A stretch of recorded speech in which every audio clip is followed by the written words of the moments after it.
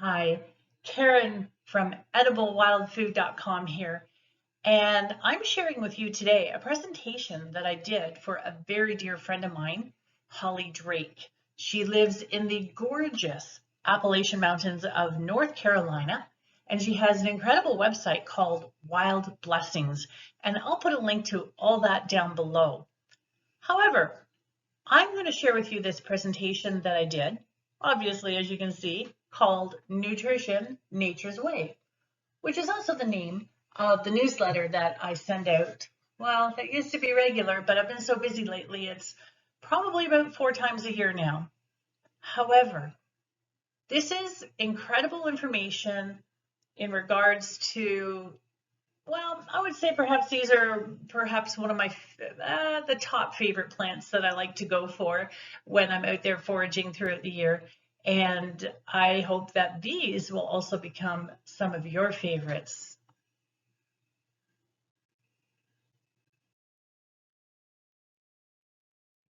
We live in a fantastic world where we have the opportunity to taste literally thousands of different ingredients, spices, and flavors throughout our lifetime. So why would you want to restrict yourself to eating the same things over and over again? Variety is the spice of life, after all. Besides, think about all the incredible meals and treats that you can come up with when you integrate wild foods into your daily diet. I mean, you'll find over time that when you add these into your daily diet, you are going to find yourself feeling way better. You're going to have more energy. You're going to feel healthier, vibrant. I could go on, but I'm going to leave it right there. As we know, eating a variety of foods from within each food group, such as veggies, fruits, greens, and roots, okay, I kind of made up my own groups there, help provide a range of essential nutrients for us. And they help to prevent many conditions, health conditions, such as heart disease, liver disease, and so much more. Now, you'll notice that I didn't exactly include dairy or meat in those food groups. Yes, I do eat some meat, not a lot, very little. And dairy, I tend to stay far away from. Personal reasons, it's just something I'm not too enthusiastic about, but that's my personal choice. Capsella bursa pastoris, or more commonly referred to as shepherd's purse. This plant usually germinates in autumn, although it can germinate in the springtime as well. However, what's very interesting is that when it germinates in the autumn, the basal formation of leaves will be there. It overwinters. Come springtime, the plant will continue its growth cycle. So if you're looking for food in the wintertime, fresh greens, get to know where these guys grow. You can shovel away the snow and you can have yourself some fresh greens. There is no shortage of nutrients in shepherd's purse, and it actually has a relatively good flavor to it, a little bit of a peppery kick to it because it is in the mustard family. At the beginning of the 1900s, Henry T. Ford, who grew up on a farm with his parents, was well known for eating shepherd's purse sandwiches. Although he was a farmer himself, as he grew older, he was more recognized as being the founder of the Ford Motor Company. He had quite the reputation for turning corporate luncheons and dinner times into a topic of conversation when all this magnificent food would be there and he would pull out his shepherd's purse sandwiches. That tells you a lot right there in terms of how good this plant is. Shepherd's purse, as I mentioned, grows primarily on farmers' fields, but you'll also find them scattered along woodland edges and throughout meadows and fields.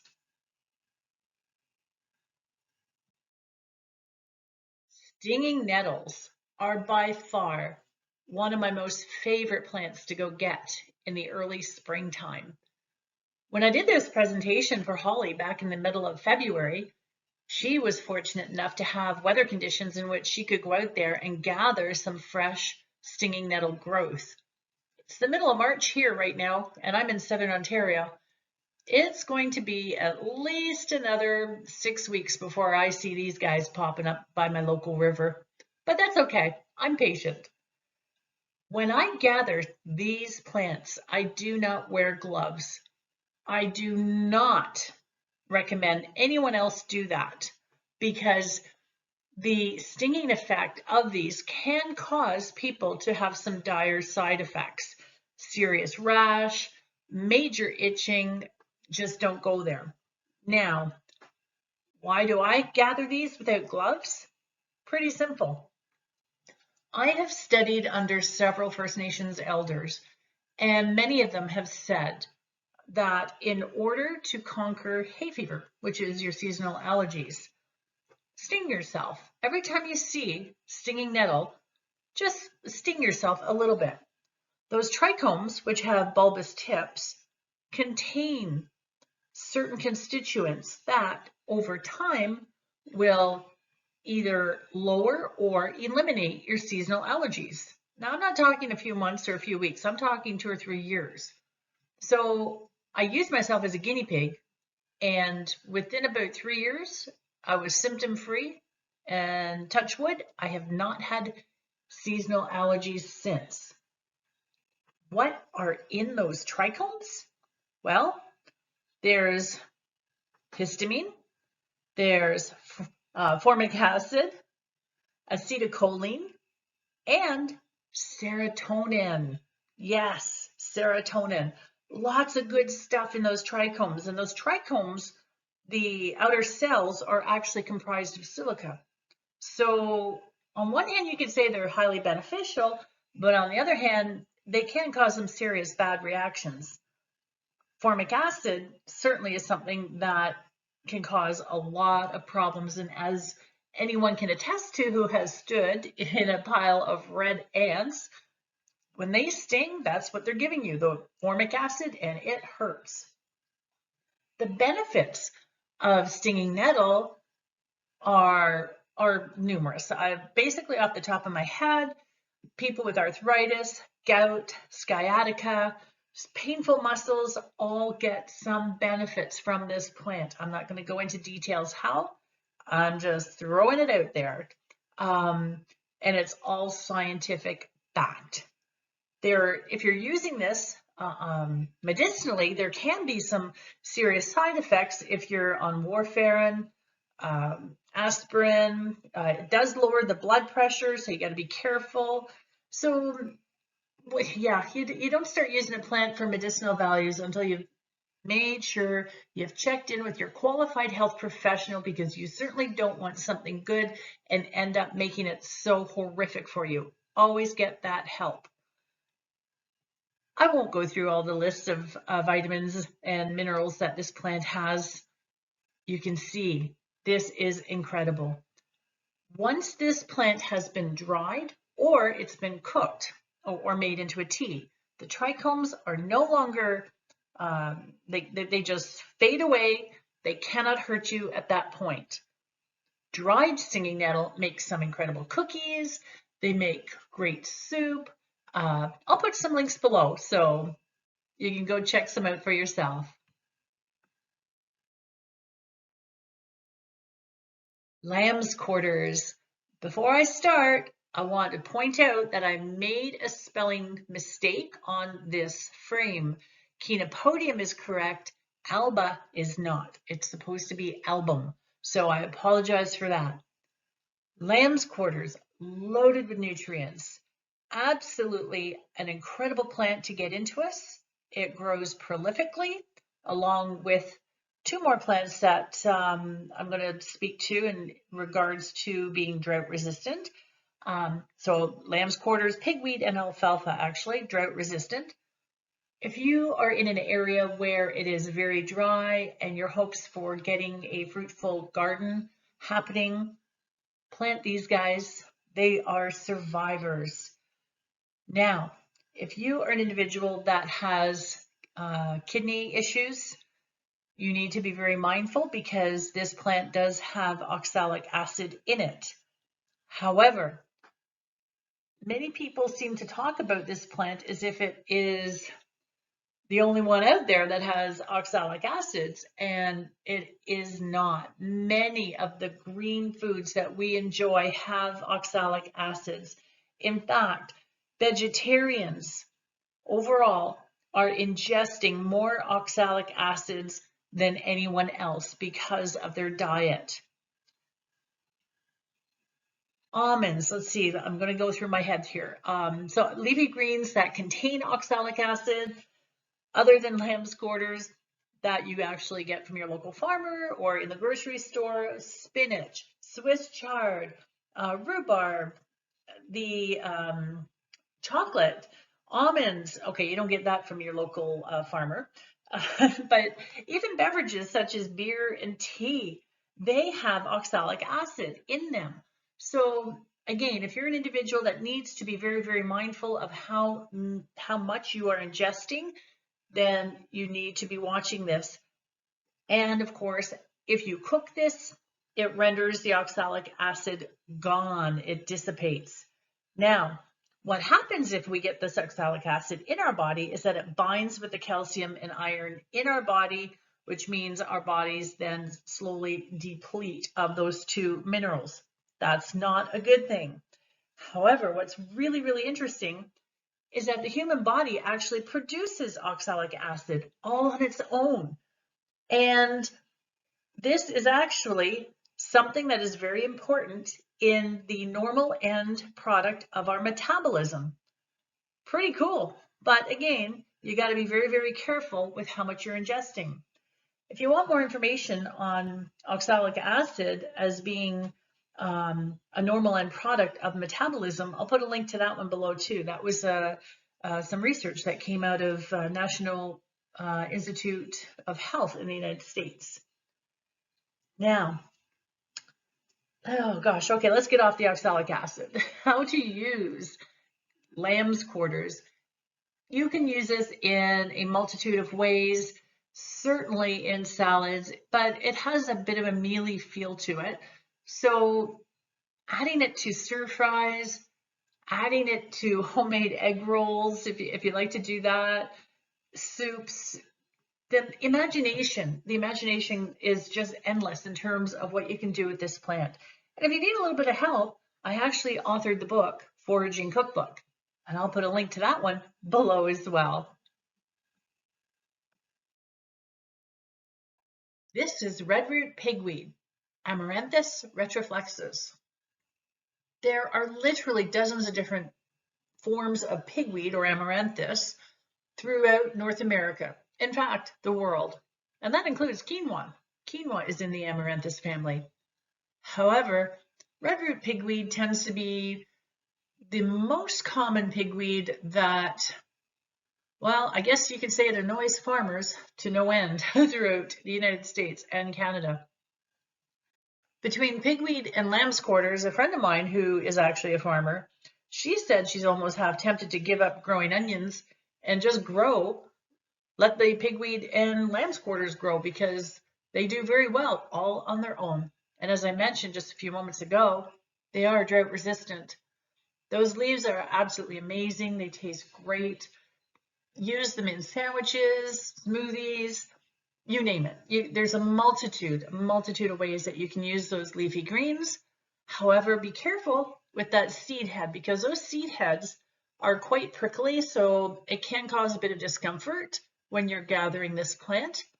And as an FYI, what's really cool is one full mature redroot pigweed plant can produce up to 160,000 seeds. Hence the reason farmers absolutely despise it.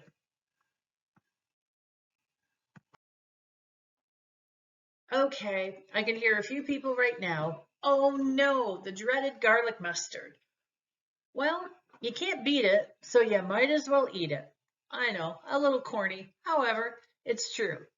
Yes, this plant grows like crazy. However, check out the list of minerals that this plant contains. And it even has omega-3 and omega-6. in the proper balance in which the human body is to have it. This is actually, in a crazy way, the perfect food. So don't be complaining about it. Get out there and pick some, and pick lots of it, actually. This, like the shepherd's purse, is in the mustard family, and it has a 2-year growth cycle.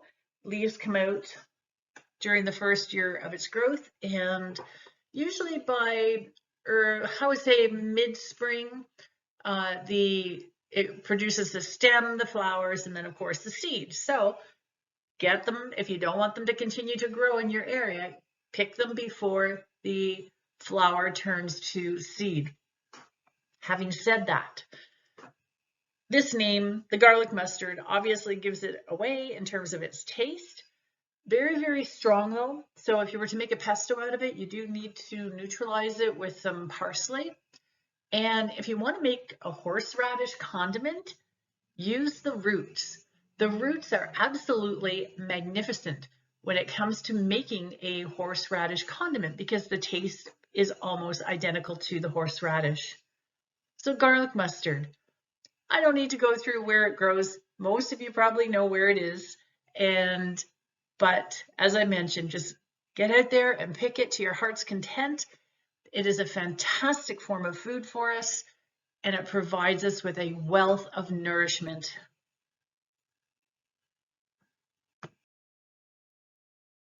Purslane, Portulaca, oleracea.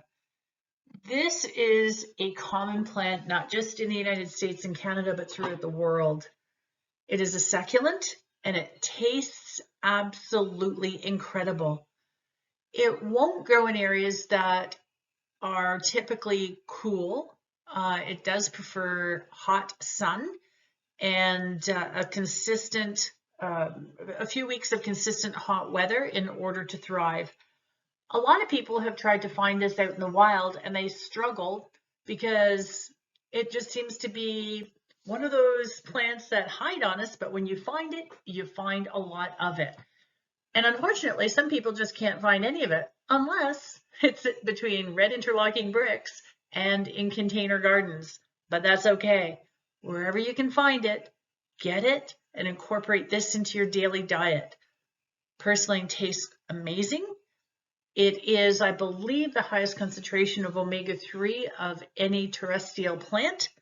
And yeah, I mean, it's great. It's good for us. It nourishes us, and it just tastes amazing. Alfalfa is a common plant throughout the world. It has made its home in so many different countries, and for good reason. It's spreading its wealth, the wealth of minerals and vitamins. This is a plant that is really difficult to work with in the kitchen because the leaves are very small, and as well as those flowers. So often I will dry the entire plant, I will break it down and use it as tea. The tea I can also use to make rice, quinoa, or couscous. So therefore my grains are getting that extra nutrient value. This is a plant that a lot of farmers actually grow because it's a forage plant. And without a doubt, this is one of my favorite plants that I love to have on a regular basis. I mentioned earlier some plants that farmers absolutely despise. Here's one that gardeners despise. Creeping Charlie, or ground ivy. This is a plant that, yes, it is in the mint family and it grows prolifically. And if you have some in your backyard, make tea with it. Or you can grab a handful of it, throw it in your blender, add some fresh squeezed lemon juice, bit of oil, some spices that you enjoy, and you have a dressing that will make your salads come alive, and the taste is phenomenal. This is a plant that, as you can see, has minerals that we desperately need, more so the iodine. This is an incredible mineral found very rarely in terrestrial plants, and Creeping Charlie has it. It also has a significant amount of vitamin C, and of course beta carotene. But it is also a diuretic, So if you want to make tea out of it, you got to be careful where you're going afterwards because it will go through you quickly. I have no qualms of recommending this plant to people because, again, it's a mint and it tastes really, really good. So as I mentioned about the garlic mustard, you're not going to be able to beat it that well, so you might as well eat it or drink it, whichever way. You're going to help cleanse your system. It's great for a spring cleanse, and it just is highly beneficial for our health. You did it! 20 minutes of listening to me going on about the magnificent nutrient values and uses of the wild plants mentioned in this video. For that, I am so incredibly grateful. Thank you. If you're looking to follow me at Facebook or Instagram or Twitter, this is where you'll find me. I'm brand new at MeWe. I have one person in my group there, so I'm certainly looking forward to welcoming more members to that group. Again, I will have all sorts of links down below, and another link that I'm going to have below is to my PDFs that I sell on my website. Each PDF magazine that I sell is on a per plant basis, meaning, for example, alfalfa. You'll get all sorts of incredible information about alfalfa. You'll get the history of it, nutritional values, medicinal values, how to use it, recipes, and more. This is a very unique product that I offer people, and I even have a special that you will see at the website. Again, thank you for sticking it out to the end. I truly appreciate it. And if you enjoyed this video, please give it a thumbs up. I'm totally grateful to anyone who does that. And of course, YouTube loves people who also give videos a thumbs up. Thank you.